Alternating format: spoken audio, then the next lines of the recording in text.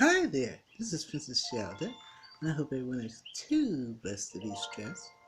The poem I want to share, I wrote it August 12, 1999, and it's called Sing Songbird. And it goes like this. Songbird, sing your freedom song. Sing from your soul, loud and strong. Songbird, let the words soar from your mouth.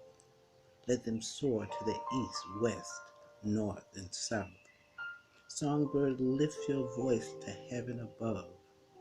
Lift it up with heartfelt love. Sing, songbird. Have a blessed one.